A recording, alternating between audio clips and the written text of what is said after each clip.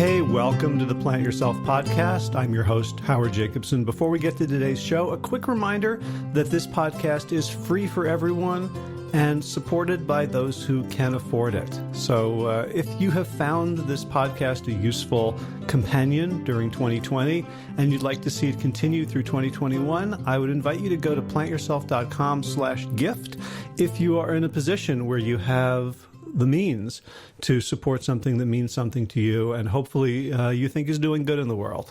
You can use PayPal or Patreon. You can make a one-time contribution or become an ongoing, sustaining patron of the show. And if funds are too tight for you to show your appreciation in a monetary sense, you can still leave a review of the Plant Yourself podcast on whatever platform you listen to podcasts. That also helps us a great deal. All right, on to today's episode. This is the Plant Yourself podcast. I'm Howard Jacobson of plantyourself.com and wellstarthealth.com. This podcast is part of my mission to help you live a productive and procrastination-free life.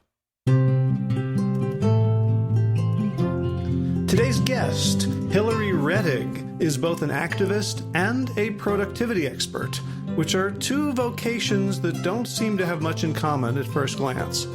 But as soon as I started reading two of her books, The Lifelong Activist and The 7 Secrets of the Prolific, I got the connection. Hillary believes that unproductive would-be activists are disempowered activists, and the world needs empowered activists, because this is a world that systematically tries to disempower anyone who challenges its structures of power and privilege.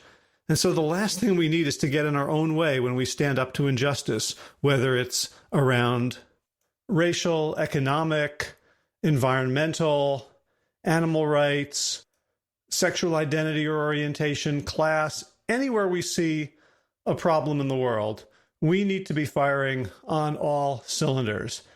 So I hope you don't think I'm being self-indulgent in this episode, but I really looked at it as a kind of private personal therapy session, and I hope that you, by extension, get a lot out of it as well. My big takeaway from the conversation was a kind of shocking self-diagnosis of perfectionism. I thought that while I deal with lots of unhelpful traits in myself, perfectionism was not one of them. But I really saw myself in her description of the self-punishing procrastinator whose violent self-talk actually fuels further procrastination. It was really an eye-opener for me. So we also talked about what Rettig calls the disempowerment cascade, which would make a terrible Six Flag ride, by the way, and how we can short-circuit it and get back on track. And we talked also about practical tactics. As much as we discussed philosophy and emotional healing, we also talked about things like a kitchen timer and unplugging from the internet to help us manage our time better and get back on track.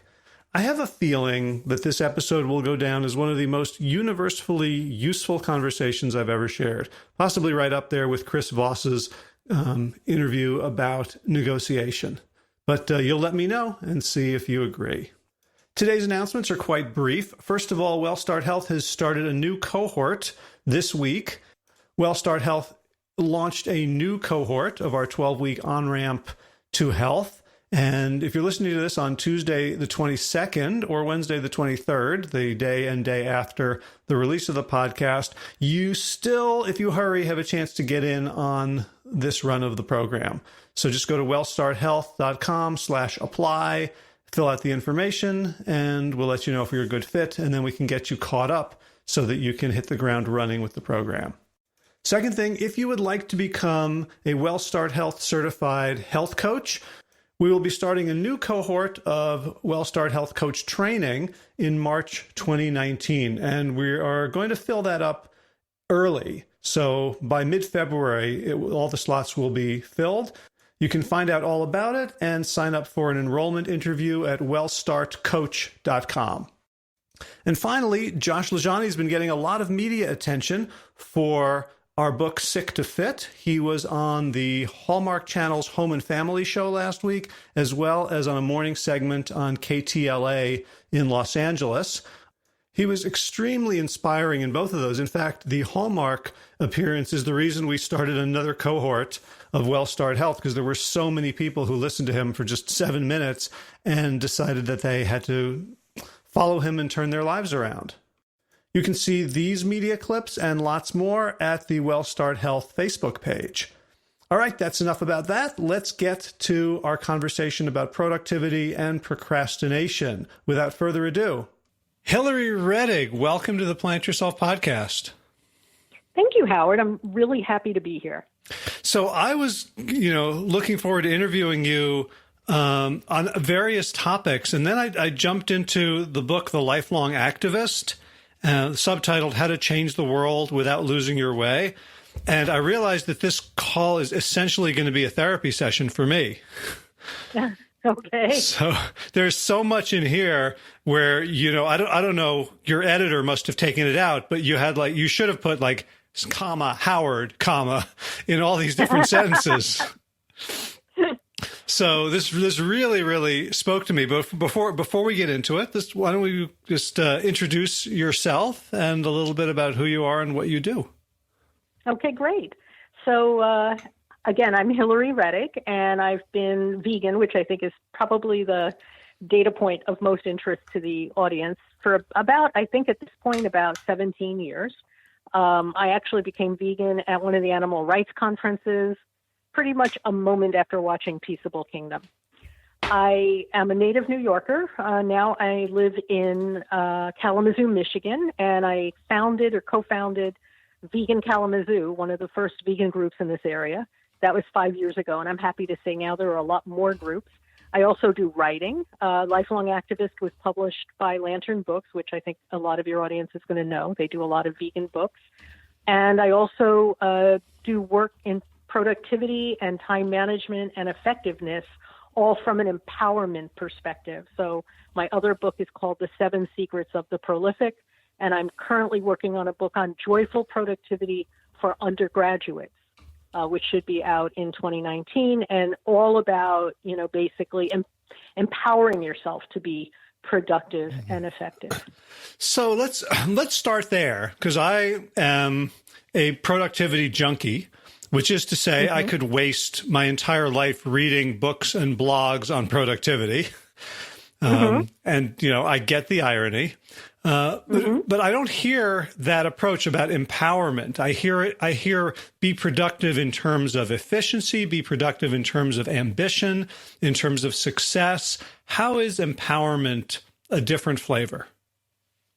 Well, I think the reason that I wrote this particular book is because I do come out of a political activism background. And so I look at people who are underproductive, who are procrastinating, perfectionists, they're clearly disempowered. And they have skills, they have talents, they have focus, they have energies that they are not able to use in the service of their important projects. And the proof, I should also point out that one of my specialties was teaching writing productivity. And I taught that for many years in Boston at Grub Street Writers, which is one of the premier community writing programs. And I've taught it online at, many places. So, and one of the things I would do is people would come to my class and there would be, let's say, 15 people in the class, and they're all self-described blocked people. Otherwise, they would not be in the class. And, the first exercise we do gets them writing. All right. I can get them writing for 5 minutes, 10 minutes, 15 minutes, writing feverishly. And that's the proof that, people who are underproductive always think they're missing something. Why am I so lazy? Why am I uncommitted? Why am I undisciplined? Blah, blah, blah, blah, blah. And of course, often they've been given that message, which is unfortunate. But the truth is, nobody is really blocked at everything. All right. And plenty of people who are having trouble finishing their novel or finishing their thesis or starting their business or, moving on their fitness plan, they are dynamos in many other areas of their lives. And that's the proof.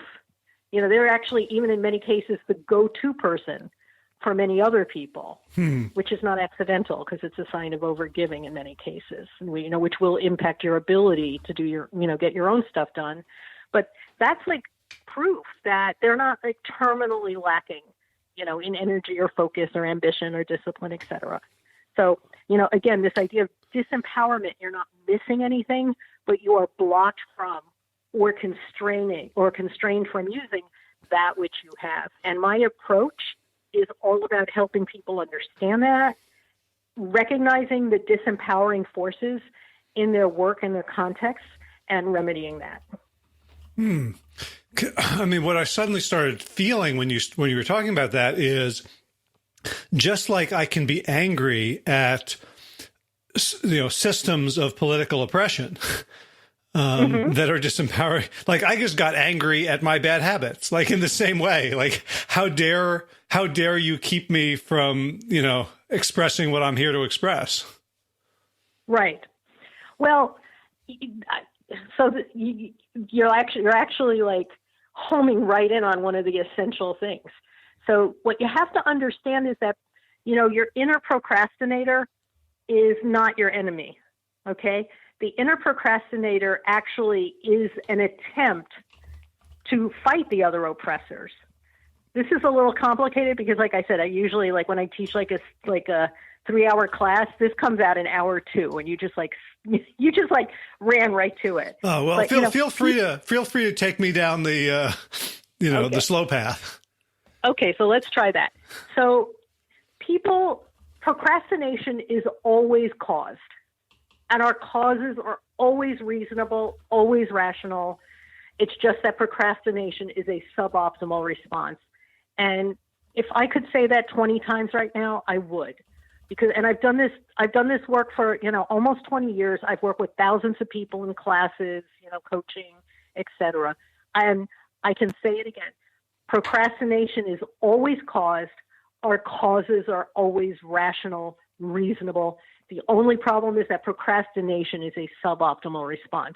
It's also okay to procrastinate like some fraction of the time. It's not a character flaw.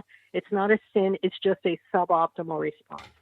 Okay. So if you tell me, go ahead. So I just wanted to get your definition of procrastination out into the conversation because it's so elegant. So if you could share that before we dive into the solution. Okay, great. Thank you. So procrastination is when you do something other than what you had planned to do, or put another way, when you get derailed from the path or plan you had intended to follow for the day. So most people have a plan, and it might be written down on a calendar or a day timer, or it might just be in their head. And procrastination is when you do something else. And there are different flavors of it. Great. Now, when we look at the reasons that people get derailed, there's actually hundreds of them, and they have everything to do with your body, your physical health. A lot of procrastination begins in the body, your mental health. What I call geopolitical stress is a huge factor now. Everyone's having trouble doing their work because of the political situation. It's been that way for a couple of years. Problems with the project, don't understand it, not supported enough, ambivalent about it. Problems, with, prior traumatic failures or traumatic rejections. So if you come to me and you tell me, this is why I don't feel like doing my work, I'm going to say that just totally makes sense. Even if you give me a reason that most people would consider frivolous, like I just need downtime, or it's a nice day out, I want to be outside after, it's not been so nice, or I'm in love, I want to hang out with my lover.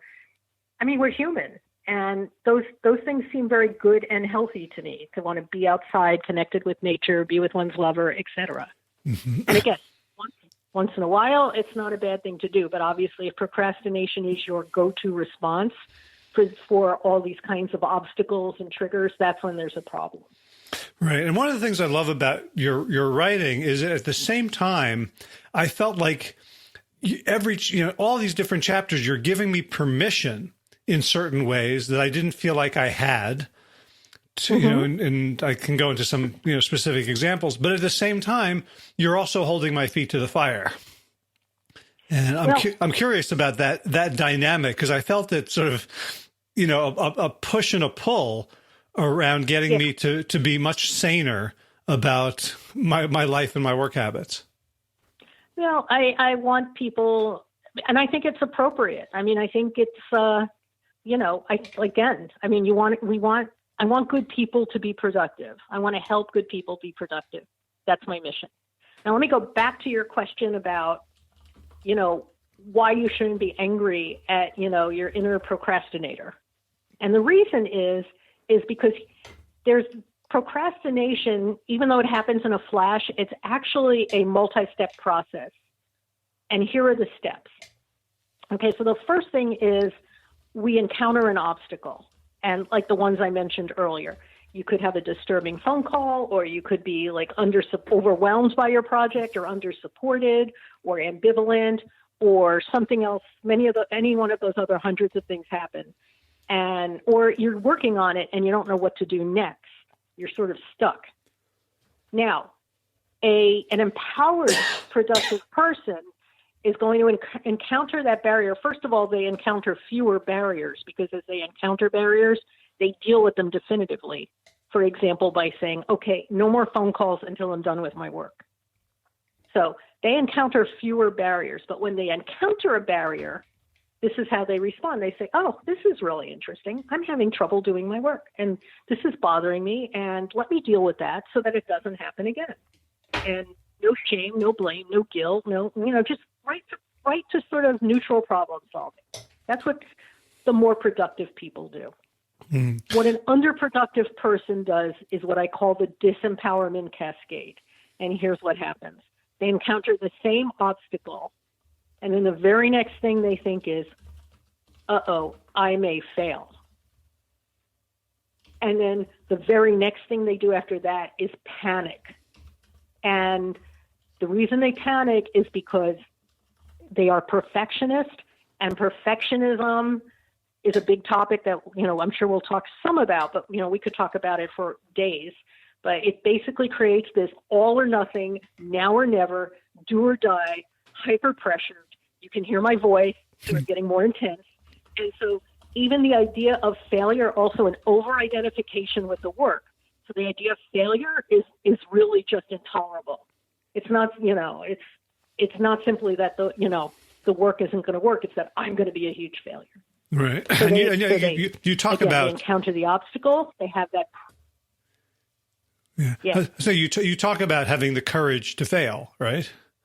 Right. So we can talk about that. That is really, and when I wrote about that, that wasn't super common. And that's a quote from Gary Kasparov. So we can talk about that, one of my heroes. But so you have you have the encounter the obstacle, which we do basically every moment of the day. There are potential obstacles. We have a presentiment of failure. We have absolute panic at the idea of failing. And then the very next step is a coercive attempt to self-correct. Because perfectionism only has one tool, and it's like harshness and self-abuse. And so that's when you start to have that inner monologue, which is, what's wrong with you? Get to work. This is easy. You better do it. You've spent all this money. Everybody's counting on you. Don't let the animals down. Da, da, da, da, da, da, da, and, just all of that. Now, what you're doing at this point is you're coercing, bullying, badgering. Shouldn't use the word badgering, but shouldn't use animals as a pejorative. But you're coercing and bullying, you're a part of yourself, your creative self, that's already freaked out and scared. And so that's not going to work. I mean, when somebody's scared, you don't just bully them and expect to have a good result. And that is when your inner procrastinator pops up and says, this situation is intolerable. You're being unreasonable, meaning to the perfectionist, and we're out of here. Screw this, I'm going to go out and play. Or screw this, I'm going to work on something else. So your inner procrastinator, and part of the problem is that through this whole thing, you're regressed. So the procrastinator really doesn't really have great solutions. All they can say is, screw you, perfectionist, we're out of here. Your inner procrastinator is actually trying to protect your inner creative core from the abuse, and also has a strong sense of social justice, the way many young people do. And then basically, that's it. You escape from this intolerable situation through perfectionism. I call this the disempowerment cascade, and it can happen in a flash. It can happen the minute you start your work or even before.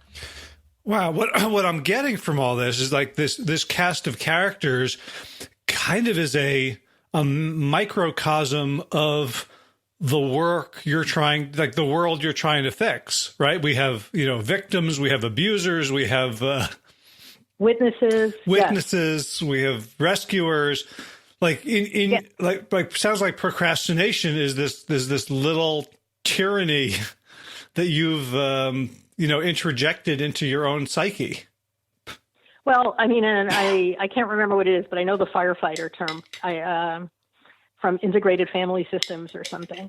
But here's the thing: who's missing from that scenario? The compassionate and wise adult. And to overcome your procrastination, that's the persona that needs to be introduced, because basically everybody else in that scenario is regressed. Your creative core is kind of fragile, not because anybody's weak, but just because creativity is difficult and the culture's hostile. The perfectionist is totally panicked and, wigged out and dysfunctional. The procrastinator pops up and they're like this, righteous but truculent, teenager who basically has one solution, which is screw you, I'm out of here.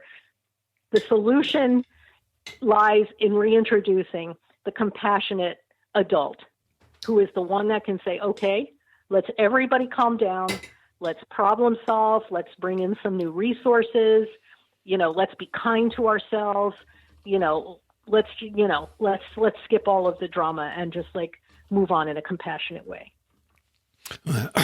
Do you think that's also missing from a lot of activism, the compassionate and wise adult? Of course. I mean, there are a few fields where perfectionism is really rampant, and I would say activism is one of them, and arts would be another, and there's obviously an overlap. And, a lot of activists, along with the shame and guilt that a lot of underproductive people feel, activists will add a whole layer of moral shame and moral, the animals need me. Perfectionism is all about, in my book and my later work, and people can find this on my website on hillaryrettig.com. I list something like 20 characteristics of perfectionism. Some, short-sightedness, over-focus on product versus project, product versus process, narrow definition of success, et cetera, et cetera. And grandiosity, wanting to, do more than any person can realistically do. And activists are prone to a lot of those, in part because they care so much. And again, the problems that we're trying to address are real and they're severe. So of course, you wouldn't blame anyone who takes these things really seriously. The problem is if your seriousness shades into perfectionism, which it will, because the culture itself is seriously perfectionist, and we're all swimming in an ocean of perfectionism. But if you cross that line into perfectionism, you're going to wind up being less effective than you would be, but feeling all the urgency. Wow, I really feel like you're that Roberta Flack song, singing my life with your words. Thank you. There's this, I can, I was in a very low mood the other night, before bed. And I was talking to my wife about I don't understand, this stuff matters so much to me. And yet I'd had a day where I hadn't gotten very much done. You have a day listed in the book, an example of I woke up, I was a little tired, made some calls, it was at 11, I started working, I had lunch, I had a huge lunch. I'm looking at that going, oh God, I have days like that. I guess I haven't really found the thing that I'm meant to do. That was my interpretation. My wife was like, look, either get up and journal about it, or sit up, or go to sleep, but you're in a mood. But I could feel the narrative that I was creating for myself it was kind of explaining everything, right? Mm-hmm. As opposed to what you're saying is you've just been following this recipe for procrastination and lack of productivity, and all you have to do is just get a new recipe. Yeah, I think that's true. In fact, the hardest thing I have to teach people. So first of all, I have days like that too. I have days like that regularly where I'm just like scattered and I'm not getting much done. But the thing that I know deep in my bones, Howard, and the hardest thing that I have to do is to get others to understand is that perfectionism is always a dead end. It is always a dead end. I know it's easy for me because I do this all the time. I know when I'm having a bad day, I could easily dump on myself. I could dump on myself all day, and criticize myself and like whip myself and talk about all the animals, the beings I'm letting down, blah, blah, blah, blah, blah. I know never to go there because it never helps. It only disempowers us further. Perfectionism is always a dead end. I don't go there at all.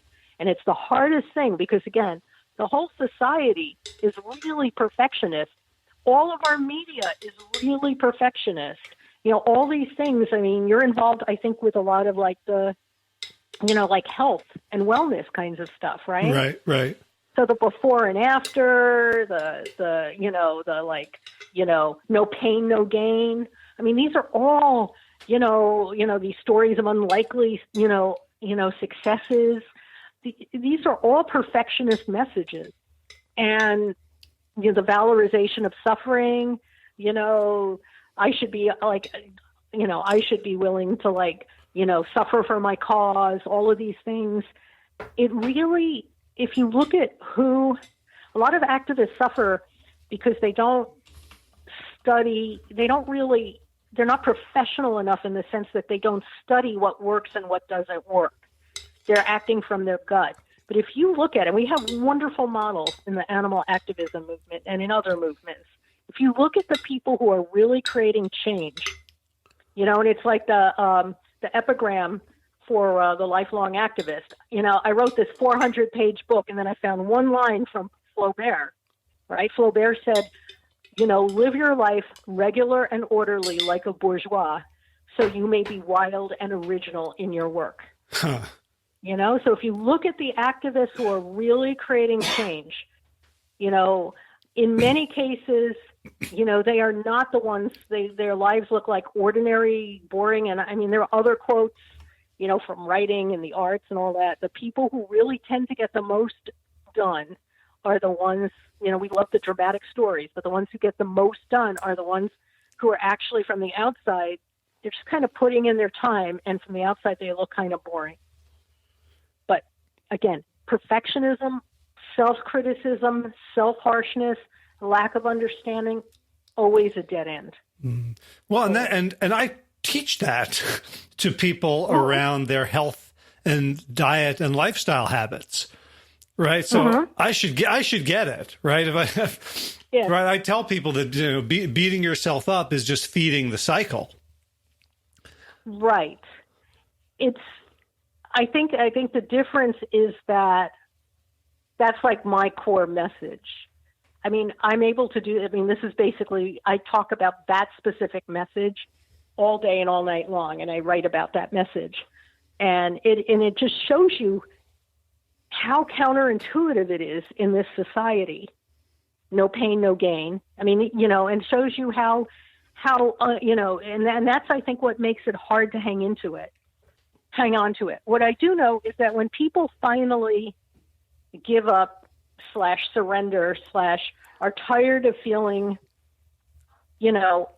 sick and miserable and under the thumb and all of that stuff, and they say, you know what, I don't care how much, I feel I'm like letting myself down. I'm just not going to feel miserable about it anymore.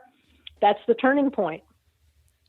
That's when things can really change for them. Right. Because what I see with people that I'm working with is that they feel like the negativity is their only, is the only fence keeping them from falling, into the canyon. Deeper. Right. That if they don't beat themselves up, if they don't criticize themselves for past failure, right? If there's no deterrence. If they say, oh, well, I'm going to try again and I'm going to do it better next time, that letting go of self-judgment and self-punishment feels terrifying. And, Yeah.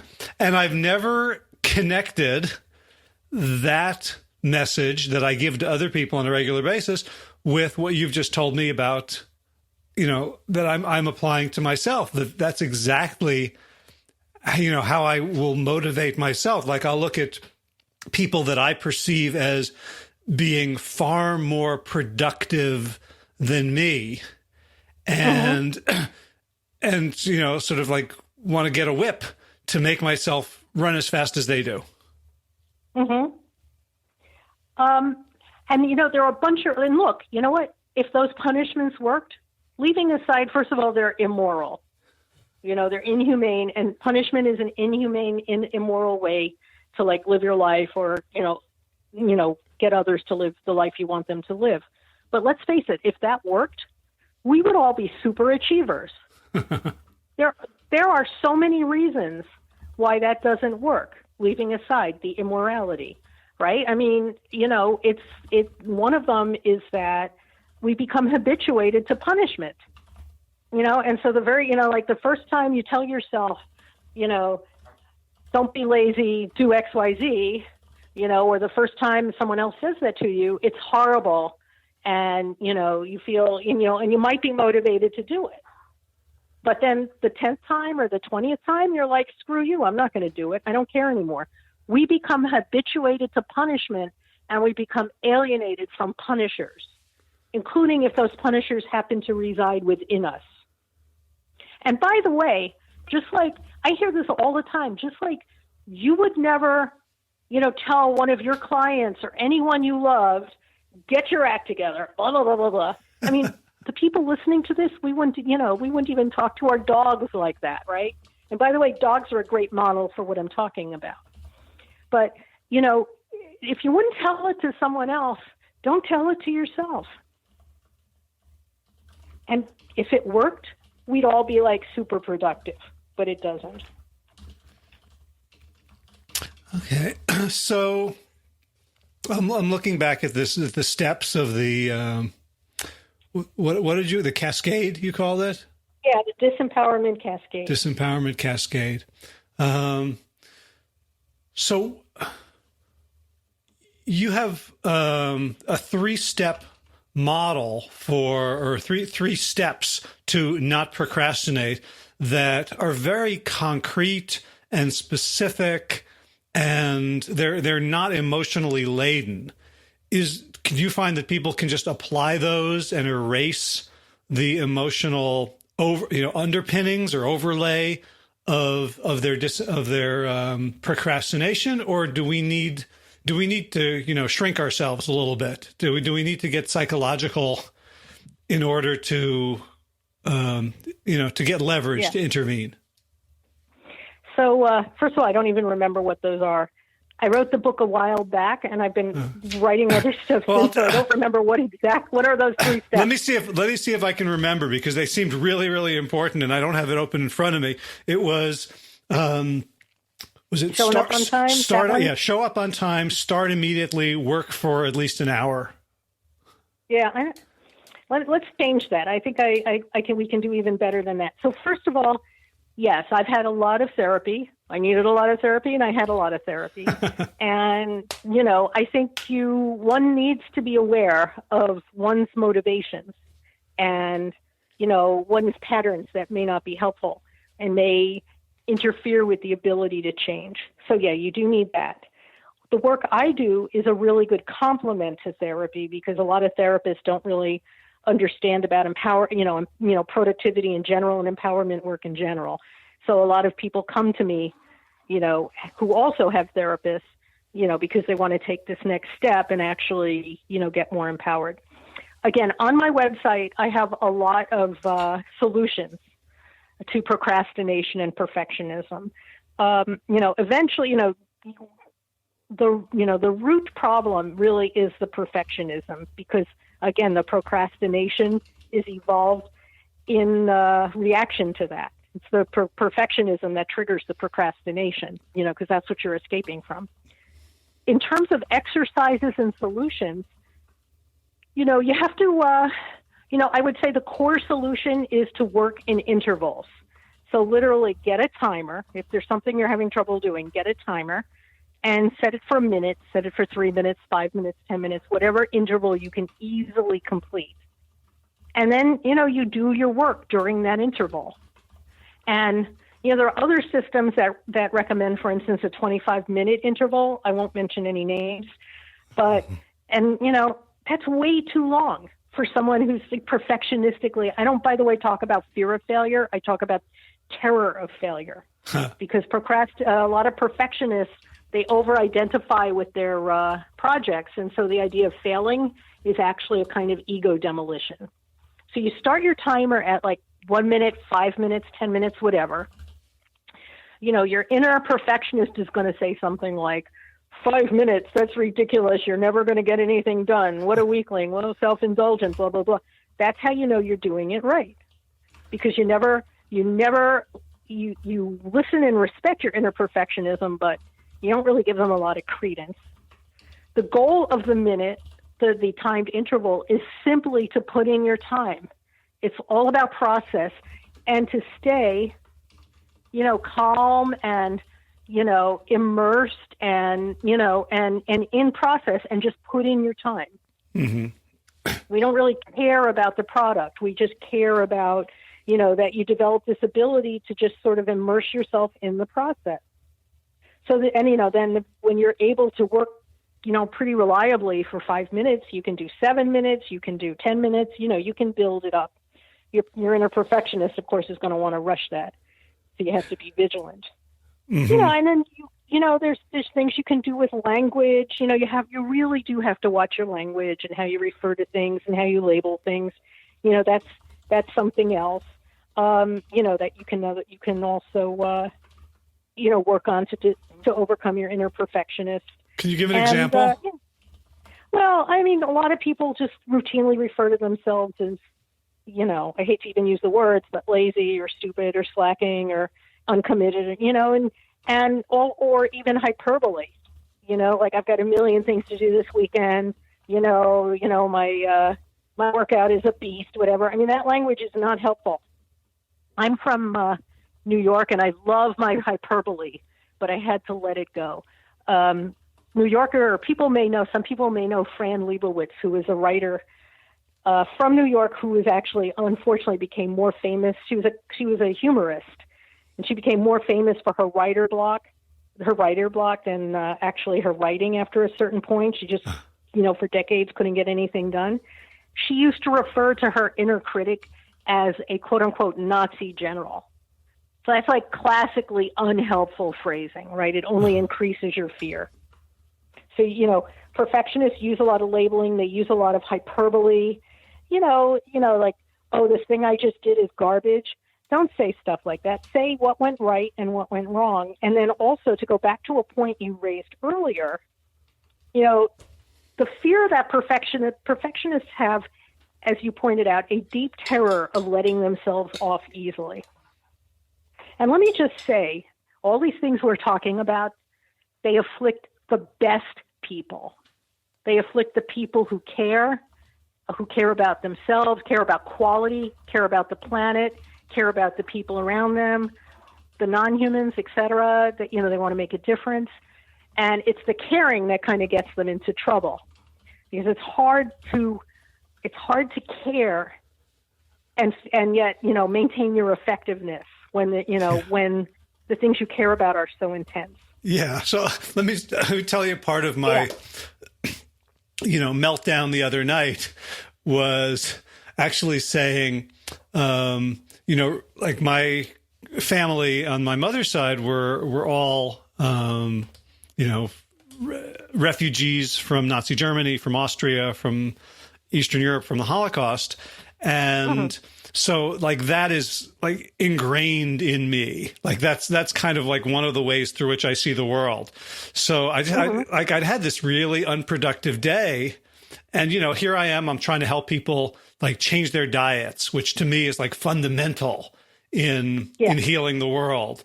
And I was saying to my wife, like, what does it say? Like, I'm afraid, like, my grandchildren are going to be like, what did you do when the world was being destroyed by animal agriculture. And I'm like, oh, like that was my, my litmus test for whether I had a good day today or not, was how I was going to be judged, in 40 years because I didn't save the planet. And so I'm hearing like the grandiosity and the pressure I'm putting on myself. And it's so sad because you're one of the people working to save the planet. I mean, we could have this talk.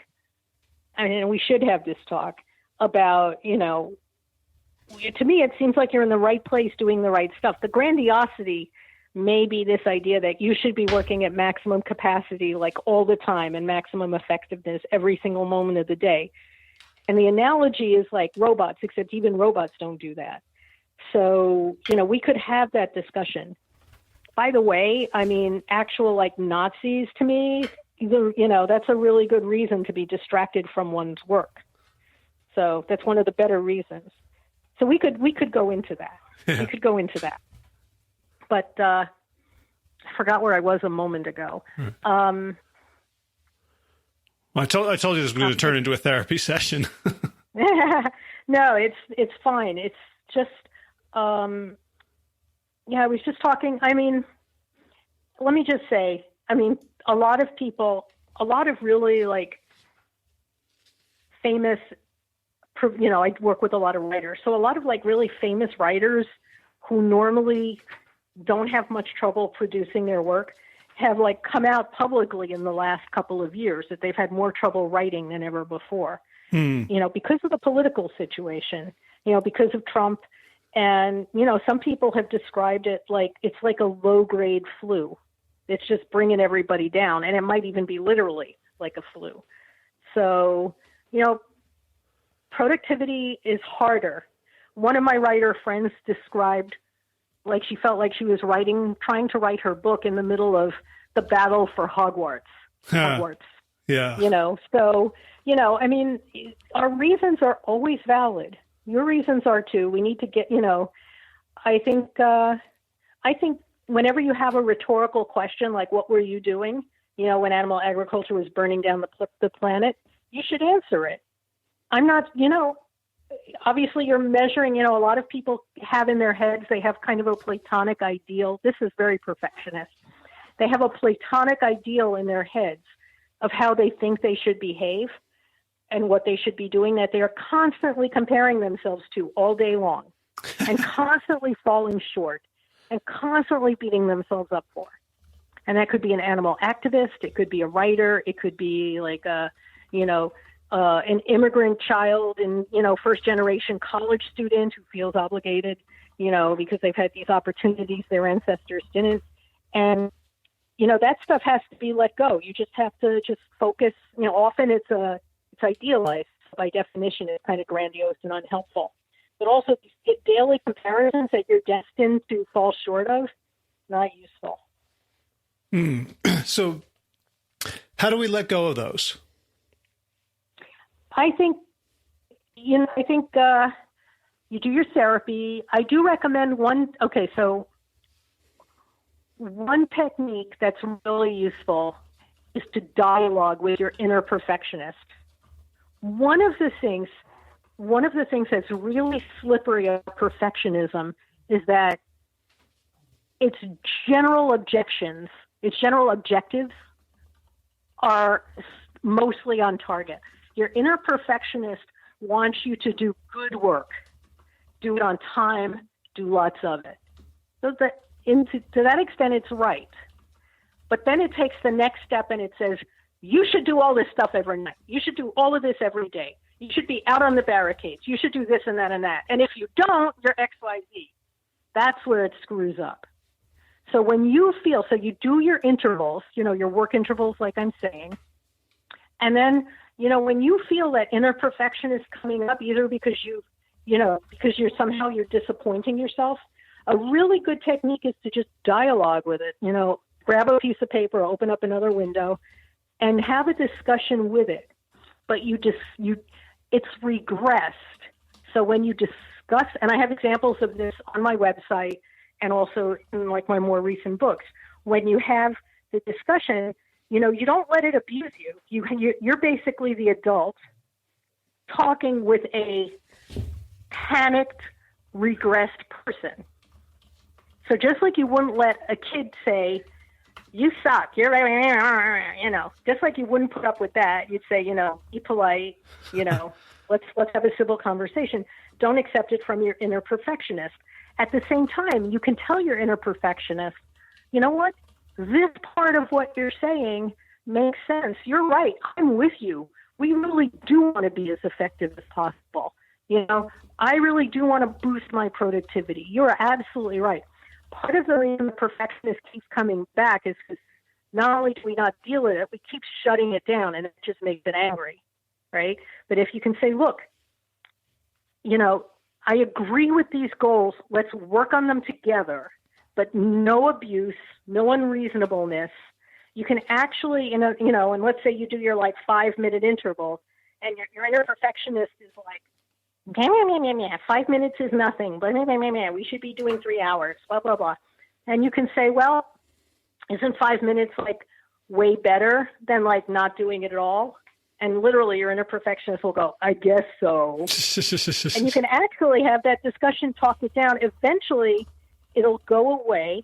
And when it goes away, it takes, for the most part, the procrastinator with it. Huh. So, and again, there's a lot of information, but I do have a lot of detail on the website. So you can read about this in more detail. Okay, great. So one of the other things that I wanted to explore with you is, I mentioned that there's parts of the book where I felt like you were giving me permission. And so one of them is you said you start chapter 5 of part 2. I'm about to tell you something extremely subversive. A lot of people do too much housework. Yeah. And I don't feel like I'm one of them, but I still smiled and felt like a wave of relaxation go through my body when I heard that. So how does knowing that help? Well, this brings us, and I'm glad you raised this, because now we're talking about time management. And let me bring something a little tangential to that and into the conversation, and then we can go back to that. All right. And the other thing is activism and social change are ecosystems with a lot of niches, and we need everybody in all the niches. So some people are good at writing. Some people are good at accounting. Some people don't mind getting in a table or holding up a sign and, making, a public demonstration. Some people are great interviewers. All right. So, the other way to be effective, besides overcoming the perfectionism, is make sure you're doing the kind of activism you really want to do, with the people you really want to do it with. And that's sort of shorthand for saying with effective, people who are focused on, outcomes and, not being very dramatic and all the rest of it. Okay. So that's the other half of the equation, is to make sure you're doing what you want to do. If you're doing, people burn out because they're either doing stuff they don't want to be doing, or they don't think, they don't see the yield from it.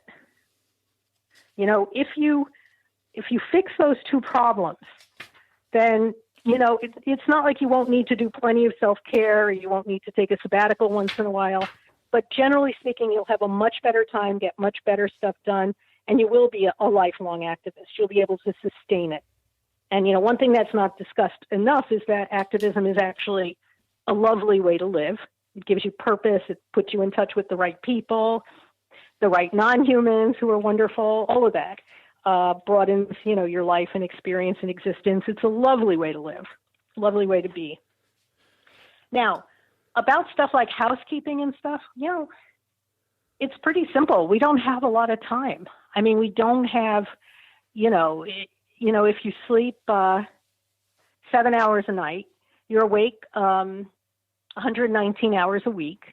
If people have a 40-hour job and a commute, that's almost half of that time right then and there.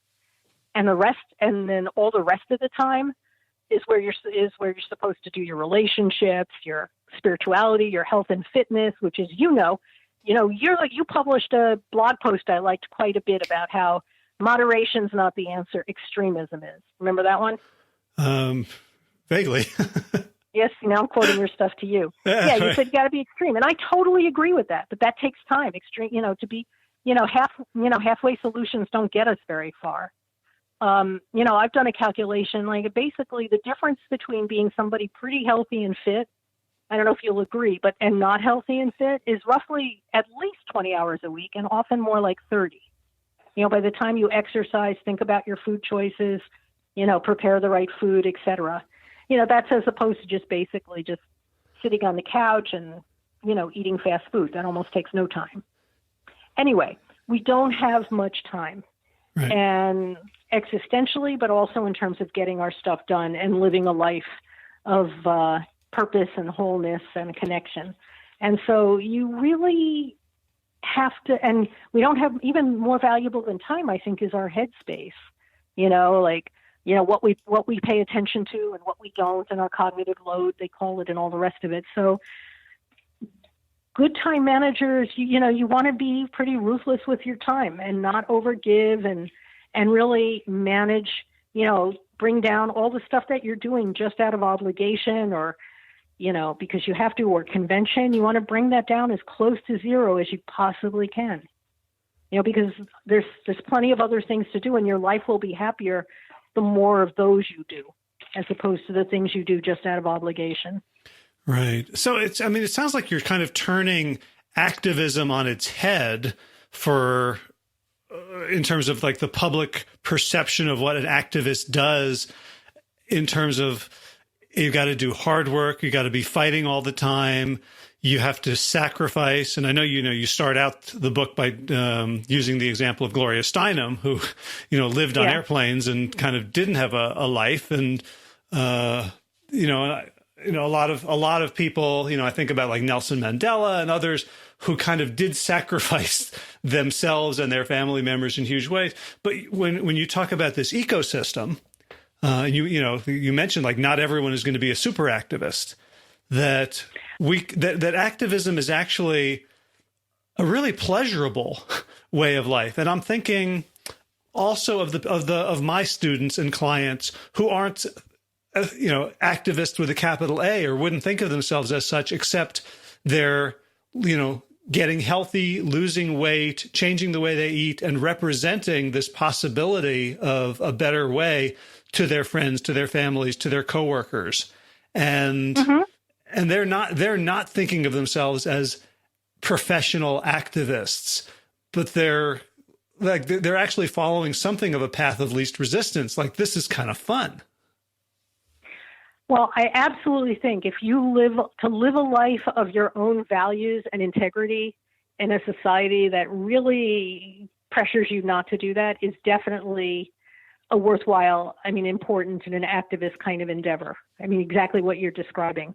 Activism in some ways gets a bad rap, and that's not an accident. That's, particularly the right wing spends a lot of time demonizing activists. They call them previous generations call them tree huggers. These days they're always talking about social justice warriors. Like, that's somehow a bad thing, to be a warrior on behalf of social justice. People, I like the term activist. I sometimes use the word organizer because that gets really specific into like a lot of, well, obviously I'm also an author, but yeah, I think if somebody's living their values, and their values reflect health and connection and community, and I think that's wonderful, and I think it's important. I do think, because of Nazis, that we really do need more people. Like, I took time off and did a lot of get out the vote work, and I'm glad to say Michigan had a pretty good response, in terms of who we elected. I do think that it's incumbent on everybody, even the people who don't feel like it, have to get more active in ordinary politics, because it's just not enough to just hope that someone else steps up against the Nazis. We all have to step up.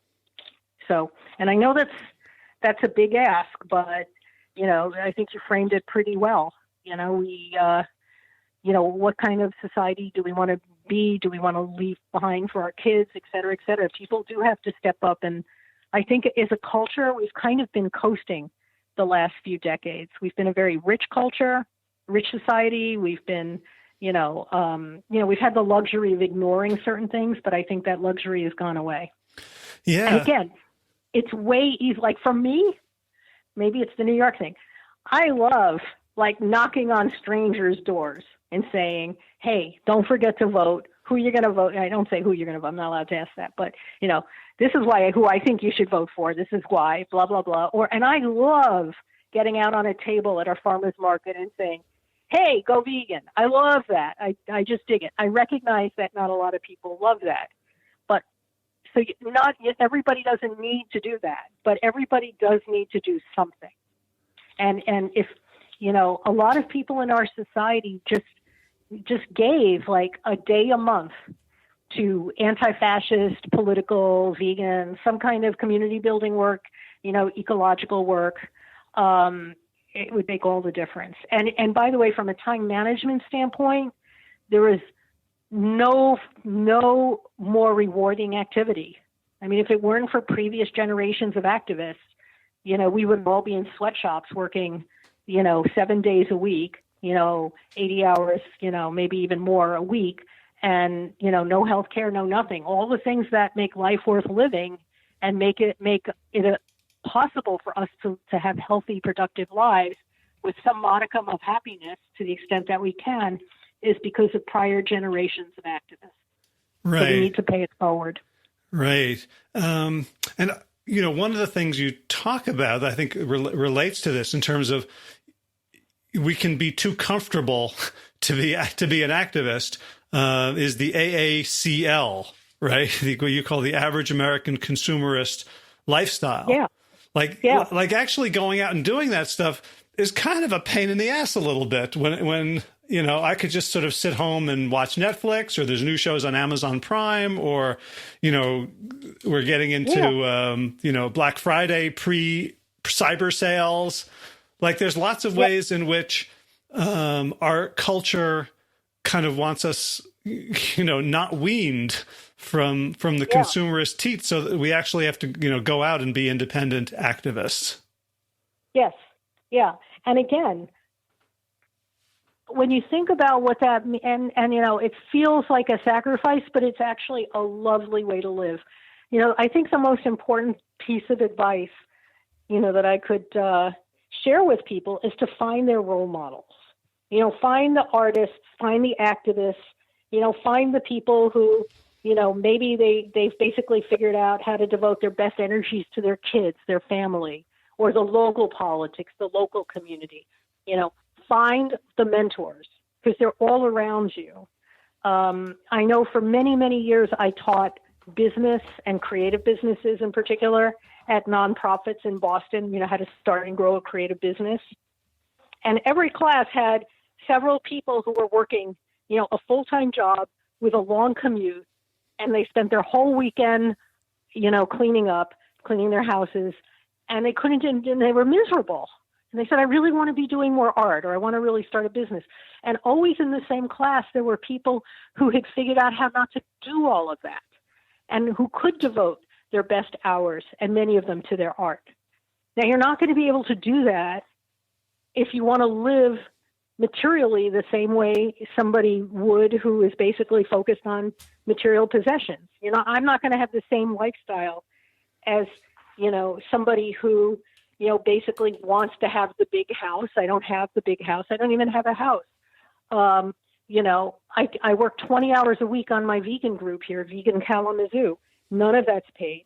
I mean, obviously we take a hit financially, but it's a wonderful, fulfilling, lovely, connected, meet the best people, meet the best animals.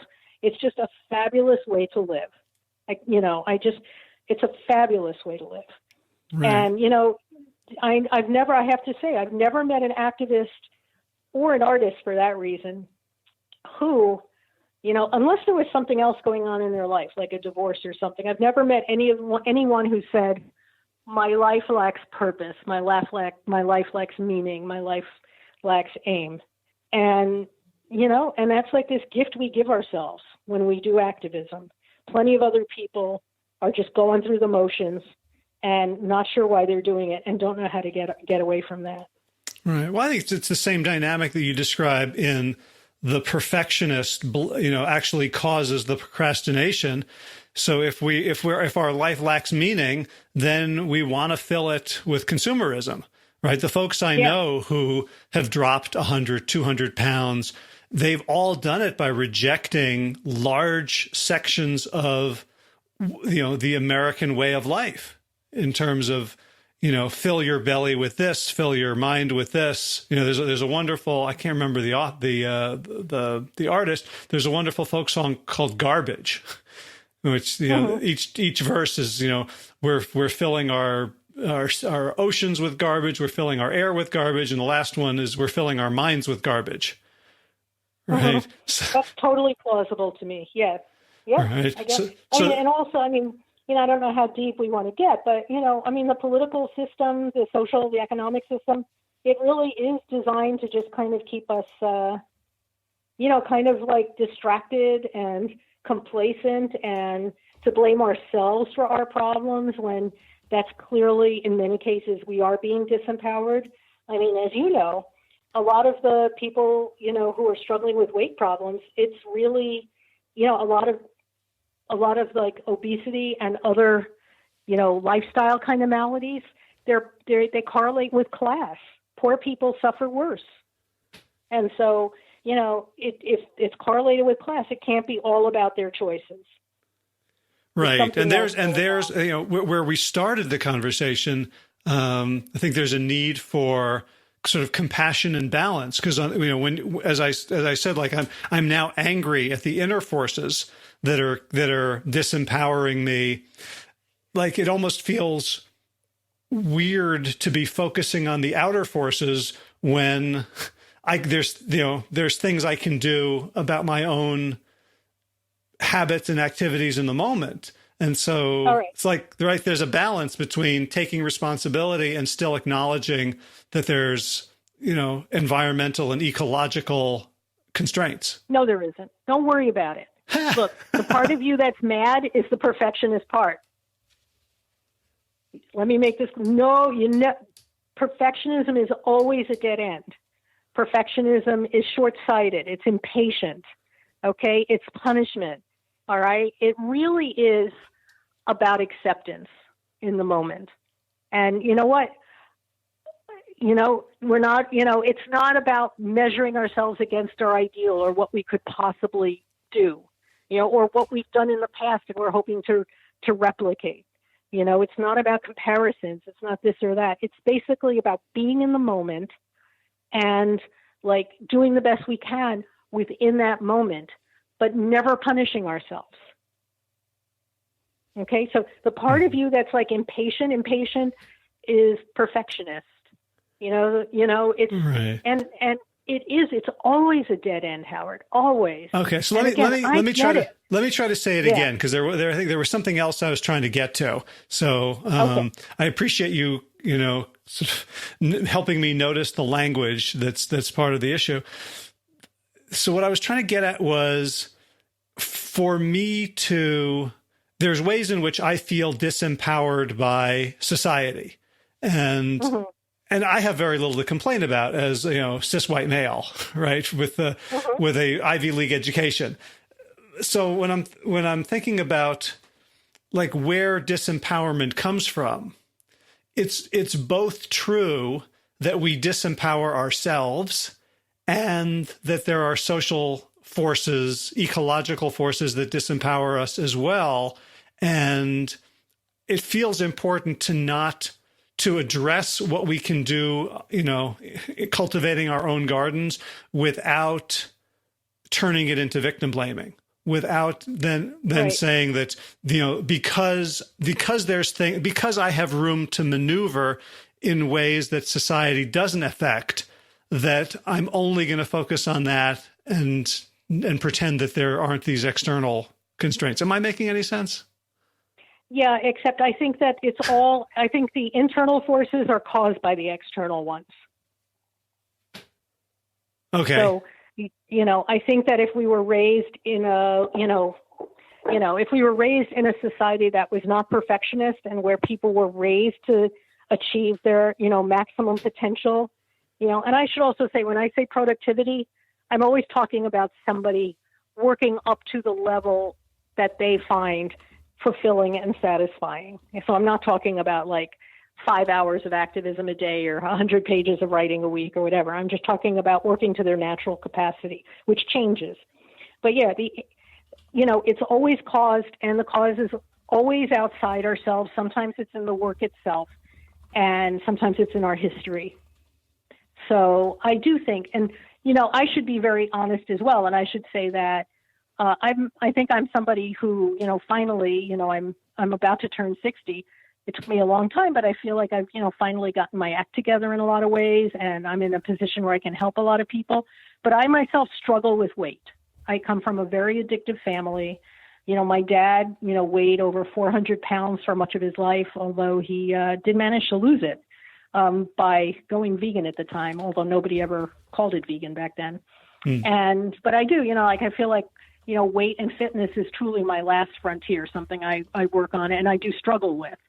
So I may not be the best person to comment on that, from that perspective. But I do know from the stuff that I know about, which is activism, arts, living a fulfilling life, relationships, that mission, that worrying about what you're missing on the inside always comes back to perfectionism and is always a dead end. Focus on the stuff that you, focus on your context and changing your context. This is the other thing I write about to support your productivity. One way writers can get like instantly more productive instantly is to, work on a computer that's not hooked up to the internet.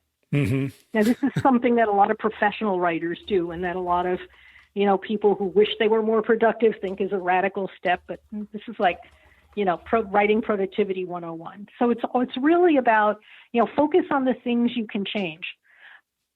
There are people in the world who are, lots of them probably, who are much more successful, much more focused, much more productive than I am. All I know is that, most of the time I'm pretty happy, except like I said, in the realm, of like weight and fitness, I'm pretty happy with what I'm able to do. And I've worked hard to be able to do it. And I recognize that. And I'm proud of myself because it looked like for a long time, like it wasn't pretty clear what my contribution would be. And I'm happy that I found it. I hope that made sense. Yeah. I think it's not. Yeah, go ahead. Yeah, it's not, I think your worry is like another statement of, we don't want to be self-indulgent. We don't want to give ourselves a pass. And I don't think you have to worry about that. I think the thing to focus on is just, making sure, that you change the stuff around you, and to some degree your habits, and I mean your superficial habits, to support your productivity. Don't take phone calls till you get your writing done for the day, stuff like that. Right. It's very similar to how we help people with, changing their health lifestyles and destiny around, we're going to start by by inviting people to create empowering rules for themselves. Mm-hmm. And even though like the reason we eat chocolate is because of a trauma at age 3, and we still want to deal with that trauma. We still want to heal it, but we don't need to wait until we heal it to create a rule and start making different choices. Correct? Because if we start wherever we start, there's going to be a ripple effect that's going to touch every part of this issue. Right. And I think actually I think that taking those steps is itself empowering, at least, and empowerment is not like a switch you turn on and off. It's actually a path or a series of steps. And the cool thing is the more of those steps you take, the more you empower yourself. Empowerment builds on empowerment. So you get somebody to take these like small steps. They seem small. They're really not. You're empowering them to take bigger ones. Beautiful. Yeah. So for people who want more, you mentioned your website, hillaryrettig.com, and that's double L and double T in there. Yep. And I'll include a link in the show notes. What else do you offer? What else can people get from you? Thank you for asking. So, I obviously, I encourage people to buy my book. I would be very happy if people would do that and, leave reviews on Amazon and iTunes and elsewhere. That's really important for any writer. And you've got four books in English, right? I think so. 4 sounds about right. And, but really, and particularly a lot of what we discussed is in my book, The 7 Secrets of the Prolific, which is mainly about writing, but it applies, the principle's universal, applies to everything. Also to ask people to join my mailing list and, they'll learn about and they'll get my newsletter with productivity stuff and ongoing stuff like that. I also do offer coaching, and I have a fairly lenient sliding scale for people who are either full-time students or doing at least half-time social justice work. So if there's somebody listening to this who is in that situation and who, thinks they could benefit from more of this, they should check out my coaching page, which is hillaryrettig.com/coaching, and get in touch with me. And like I said, we'll figure out a way to make it work, because my mission is to continue to support, people who are themselves trying to help the world and heal the world. Beautiful, beautiful. So, if you can't afford coaching, then just start a podcast and invite you on and you get it for free. Good. Well, that's a win-win. Yep. I don't know if it was worth the hourly to have 300 episodes just so I could have this, but I probably should have just paid. But No. This was like such a pleasure, and I learned lots, and I feel we're going to continue the dialogue, which I'm very excited about. Oh, me too. So Hillary Rettig, thank you for the work you do. Thank you so much for speaking to parts of myself that I now see direction for healing and empowerment. And thanks for taking the time today. Well, Howard Jacobson, thank you for the work you do. Thank you for being open to talking with me. And I look forward to working together, and all of us together, we build a better world. I'm convinced of it. All right. Right on. All right. Take care. You too. Bye-bye. All right. So was there a suggestion or tactic or strategy or insight that you are going to put to good use in the coming days, weeks, months? I'd love to hear from you. You can post it on the comment section at plantyourself.com below this podcast episode on the show page, or you can do so at the Plant Yourself Facebook page. Sometimes it's easier to have conversations on Facebook. If you enjoyed this episode of the Plant Yourself podcast, which is episode 306, how about that? You can subscribe and leave a review on iTunes if you'd like to help the show out. If you'd like to help us rise in the rankings so more people see us, just leaving a review would be the most awesomest thing you could possibly do. Or you could purchase billboards and advertise the podcast there. That would be cool too. All right, so for more information about the WellStart Health program led by me and Josh Lajani and a bunch of other coaches, visit wellstarthealth.com. For links to everything that Hillary Rettig and I talked about on today's episode, you can check out the show notes, which is plantyourself.com/306. And if you'd like more information about Hillary herself, you can check out her website at hillaryrettig.com. That's Hillary with 2 L's and Rettig with 2 T's.com. If you're new to this show, you can catch up on over 300 archived episodes at plantyourself.com. And if you'd like to support the podcast and you've already left a review, what's next? Well, you could become a patron. You could pledge an ongoing monthly amount over at patreon.com. Even $1 gets you access to the special bonuses, the 36 plus healthy habit huddles, which was about 1.5 years in the making of some of my best thinking on how to actually adopt healthy habits into your life. We listen to all these great doctors and activists and coaches and people with insight and people with transformation stories, but it can be hard to get this stuff into our own lives. So I created the Healthy Habit Huddles series to help with that, and it's available for as little as $1 a month as a patron to the podcast. So if you want to do that, you can go to patreon.com, search for Plant Yourself, and then sign up to become a supporter. And of course, if you like, I will add your name to the breathless roster that I read at the end of every episode. If you're new to the show, stay tuned so you'll hear me do this week's. In garden news, we got a bunch of free fencing material off of nextdoor.com. And so we're looking to make our yard a non-violently rabbit-free and deer-free space where we can grow some of our own food this coming year. In running news, this weekend is the Fat Ass 50K down in Ellerbe, North Carolina. It's supposed to be really bone-chillingly cold. So any race photos you see, you may not be able to recognize me because I'll just be bundled up in scarves, balaclavas, goggles, etc. But I'll let you know how that goes next week. All right, it's time for gratitude. First of all, I want to express my gratitude to Hillary Rettig for helping me get this episode out on time, to not procrastinate it, to stay up late on Tuesday night to hit the publication schedule that I have self-imposed on a Tuesday release of a podcast. Of course, thanks to willridenhour.com for the use of his beautiful Sabali Dawn Dance of Peace as this show's theme music. Check out willridenhour.com for more of his beautiful choral music.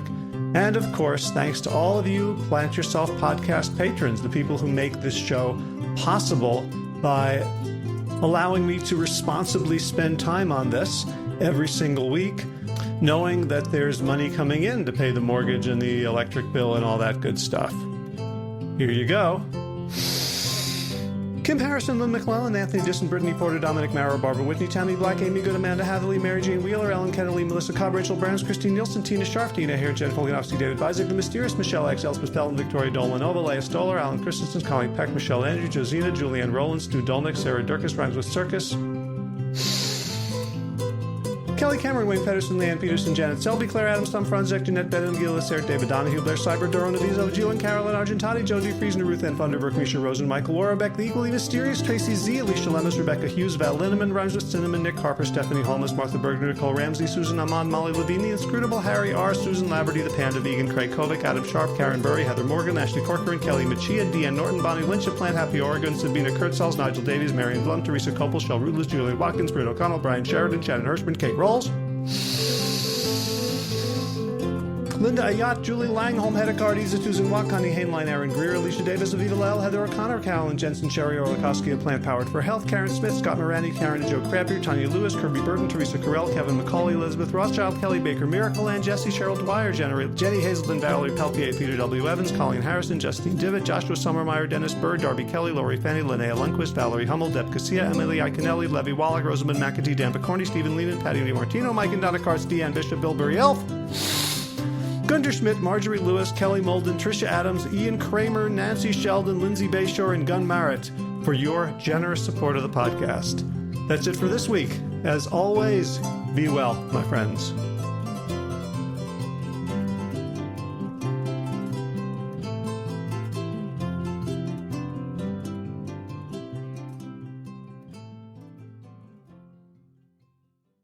All right, time for thanks. Thanks to Will Ridenhour for allowing me to use his beautiful song Sabali Dawn, the Dance of Peace. You can find more of Will's music at his website, willridenhour.com. And of course, thanks to all of you Plant Yourself podcast patrons. Kim Harrison, Lynn McClellan, Anthony Disson, Brittany Porter, Dominic Maurer, Barbara Whitney, Tammy Black, Amy Good, Amanda Hatherley, Mary Jane Wheeler, Ellen Kennelly, Mr. Cobb, Rachel Behrens, Christine Nielsen, Tina Sharf, Tina Ahern, Jennifer Volkanovsky, David Bizek, The Mysterious, Michelle X, Elspeth Feldman, Leah Stoller, Alan Christensen, Colleen Peck, Michelle Landry, Josina, Sarah Durkis, Rhymes with Circus, Kelly Cameron, Wayne Pedersen, Janet Selby. Hi, Janet. Claire Adams, Tom Franzek, Jeanette Benham, Gilles, Sarah, David Donahue, Blair Cyber, Dorona Vizov, Gio and Carolyn Argentati, Jody Friesen, Ruth Ann Funderburg, Misha Rosen, Michael Warbeck, The Equally Mysterious, Tracy Z, Aviva Lael, Alicia Lemus, Rebecca Hughes, Val Linneman, Rhymes with Cinnamon, Nick Harper, Martha Bergner, Susan Ahmad, Molly Levine, The Inscrutable, Harry R., Susan Laverty, The Panda Vegan, Craig Kovic, Adam Sharf, Karen Burry, Heather Morgan, Kelly Machia, Deanne Norton, Bonnie Lynch of Plant Happy Oregon, Sabina Kurtzels, Nigel Davies, Marion Blum, Teresa Coble, Julian Watkins, Britt O'Connell, Shannon Hirschman, Linda Ayat, Holm Hedegaard, Izatu Zinwa, Connie Hainline, Aaron Greer, Alicia Davis, Heather O'Connor, Carolyn Jensen, Sherry Orlikoski of Plant Powered for Health, Karen Smith, Scott Mirani, Karen Jo Crabtree, Tanya Lewis, Kirby Burton, Teresa Carell, Kevin McCauley, Elizabeth Rothschild, Ann Jesse, Cheryl Dwyer, Jenny Hazelton, Valerie Peltier, Peter W. Evans, Colleen Harrison, Justin Divich, Joshua Sommermeyer, Dennis Bird, Darby Kelly, Lori Fanny, Linnea Lundquist, Valerie Hummel, Emily Iaconelli, Levy Wallach, Rosamund McAtee, Dan Picorni, Stephen Lehman, Patty DiMartino, Mike and Donna Kartz, Deanne Bishop, Bill Brielf, Gunter Schmidt, Marjorie Lewis, Kelly Molden, Trish Adams, Ian Kramer, Nancy Sheldon, Lindsay Bayshore, Gunmarie Hagan, Tracy Gulledge, Laura Heaton, Meg from Mama Says, Rochelle Kennedy, Diana Goldman, Stacey Stokes, Ben Savage, Michael Kay, Holly Butler, David Hughes, Connie Rogers, Claire England, Sally Robertson, Paran Ganshi, Amy Daly, Brian Tourville, Mark Jeffrey Johnson, Josie Dempsey, Karen Schmidt, Pamela Hayden, Emily Perryman, Olga Sidorowska, Allison Corbett, Richard Stone, Lauren Vaught of Edible Musings, Aaron Hasty, Sean Owen, Sagar Nayak, Erica Piedra, Danielle Roberts, Michael Lushton, and Sarah Johnson for your generous support of the podcast. That's it for now. As always, be well, my friends.